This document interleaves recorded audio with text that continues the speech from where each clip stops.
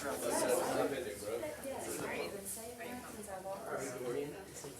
I'm never hot. And then, practice your etiquette. Yeah, can we actually go to gowns with no pants? You introduce yourself. I'm Dr. Liz Jack. Can I touch you? See, I already touched you before. The hands on kind of guy. Jeremy, can I touch you? Oh, yeah, okay.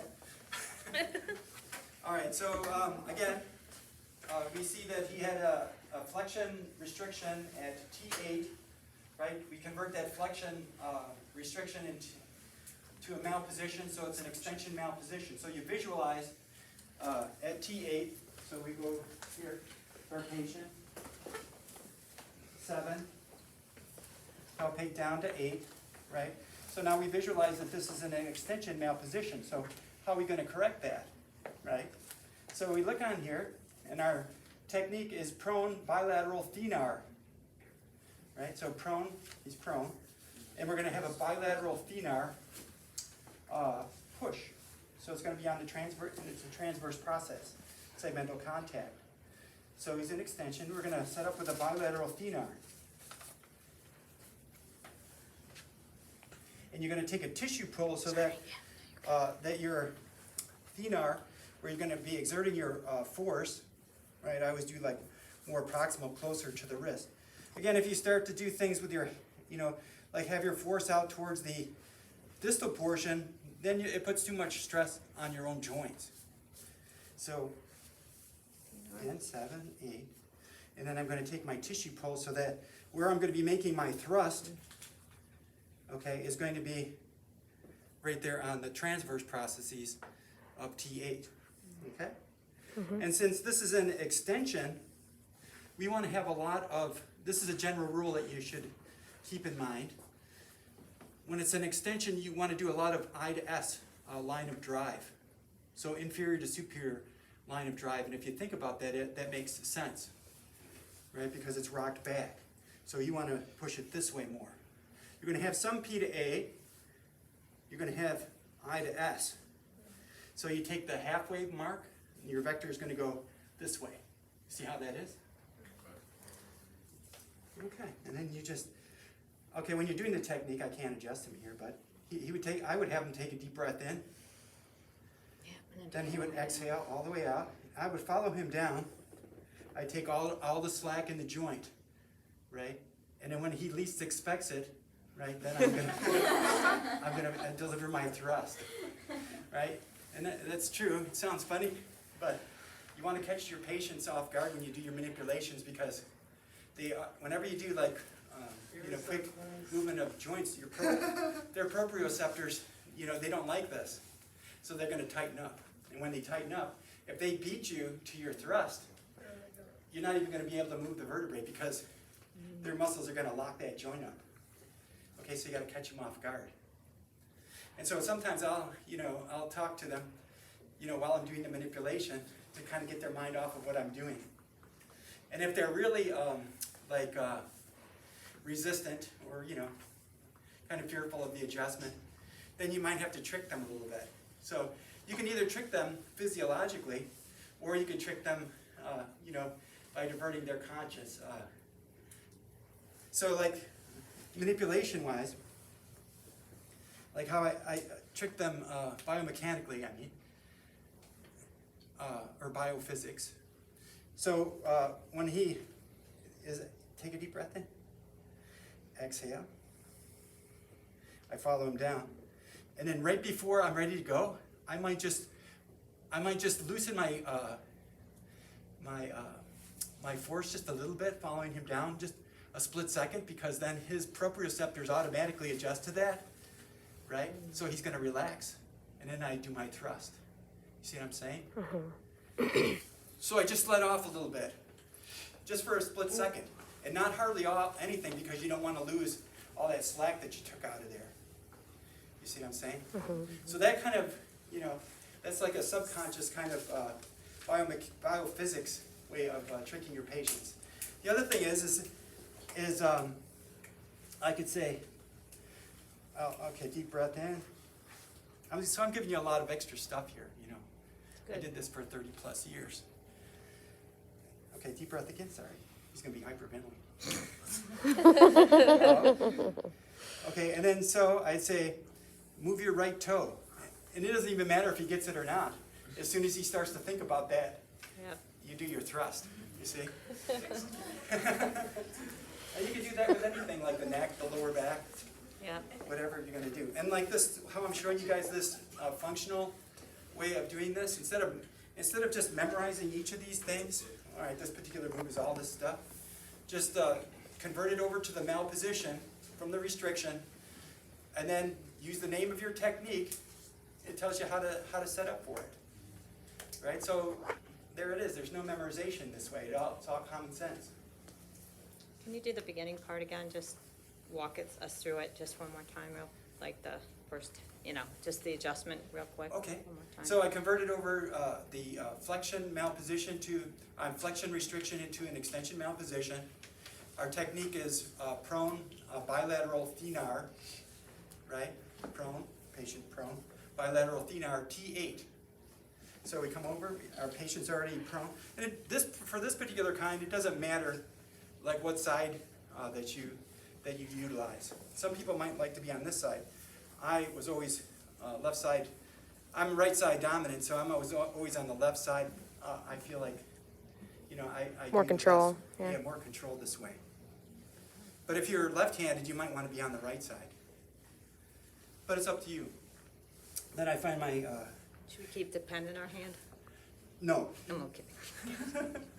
Sorry. Yeah, you don't want to do that. And the other things that you want to You're make so mean. I can do it because I'm the teacher. But you guys can't because you'd be stabbing your patient, That's so cute. writing on their clothes. You don't want to. So you shouldn't have anything in your hand. Actually, it's not good to have like jewelry on, like when you're a doctor. Especially like long necklaces and things like this, or bracelets and stuff. Because these kind of things can damage your patient. You could scratch them. It could get caught on them. You could get things caught in their hair. These kind of things would be very embarrassing to you. And and so whenever you do stuff like this, your patients they're not going to be as what do you call that? Confident in your abilities. And then likewise, your patients they shouldn't have they should take off all their jewelry and stuff, like if they have necklaces on or anything that might be around their body or keys. One of the worst things to do is have your patient with a big set of keys in their pockets and stuff like this, and then turn them on their that side for side posture. Wallet. Wallets, yeah, wallets are bad. Wallets will add another dimension to your adjustment that you might not want. So it's best, that's why usually they'll probably like to put patients in gowns without any kind of jewelry on. That would be the best thing. So again, we're at T8. We're going to do a prone bilateral thenar push adjustment. That's the name of your technique. So you converted it over from flexion restriction to an extension mal position. You use the name of your technique, prone bilateral thenar. So knowing that our patient's going to be prone and we're going to use our bilateral thenars, how are we going to position ourselves in order to correct this extension mal position? See, this way you don't have to memorize all of those things individually, right? You just think about what you have to do in order to do that based on what you got. See what I'm saying? Mm-hmm. Does that make your life a lot easier? Yes. And you can use this for every single chiropractic technique. Doesn't matter. Thoracic, you can do it for the cervicals, for the lumbars, whatever. Okay, so there's I to S and P to A on those? So Yeah. Do you have to call those out as well, or do you just say? You don't have to call those out in your technique, or the name of your particular move. Mm-hmm. But so there's just two general principles that you got to remember here, and there's going to be another one later on when we get to the last five.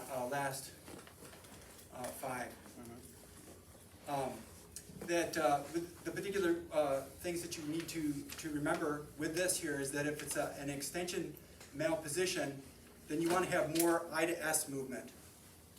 If it's a flexion malposition, which we're going to do next, you're going to want to have more P to A movement Okay, got it. in order to correct that malposition. But for both, you're going to have a little bit of each. Okay, Okay. thank you. All right. So again, he's got an extension malposition at T8. We're going to be doing a prone bilateral, meaning we're going to use two hands, thenar, right, push. So in order to correct this malposition and patient is prone, I'm going to use two hands in the thenars. How am I going to set myself up? It's going to come over here like this. So this is their, I think they use different names for this. Your book uses a modified fencer stance and Or lunge, or square stance for the other one. So I'll just use what your book does. Toggle stance. And then some people, I think, we're calling it like there's like 2-point or 1-point stances and stuff.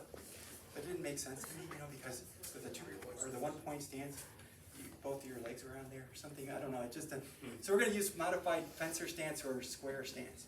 So we're going to use a modified fencer stance. We're going to find the bottom of his scapula. Come over. That's T7, spinous process.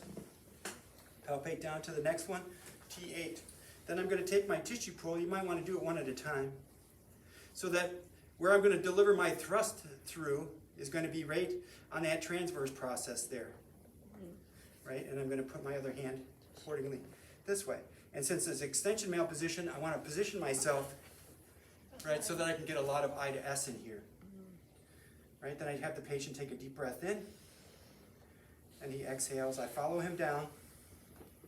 Right? And when I can't get any, he just moved a little bit already. That's the other thing too. When you have the person in the correct position, a lot of times they'll just start to move right in. Okay? Yeah, don't be afraid to just give it up. I would, but I'm not supposed to. It'll be okay. It's for teaching purposes. Our little Like you said, secret. you're What the not teacher. to You do. can what you want. Amen. And again, don't use the pen in the hand. I have 30 plus years of experience. Exactly, so I fully trust you. This will be perfect. I can upload all the YouTube links. for Okay, so everybody. that's the first one there. So the second one is basically the same. Yes. So let's just throw that one in there too. That one is going to be an extension restriction. So what's the first thing that we do? Flexion malposition. We convert to malposition. So it's going to be a flexion malposition, right? So visualize this. You're looking at this vertebrae. It's in a flexed position now, right? And we're going to use the same technique, a prone, bilateral, two hands, thenar move to correct this. Okay, so it's basically going to be the same thing. The only difference is here with this one is that we're going to get more P to A. Now think about this. Okay, it's in a flexed position. Why don't you go in front? You could do this. I mean, you It's could. better to. I like it this one. You're going to see that there's some.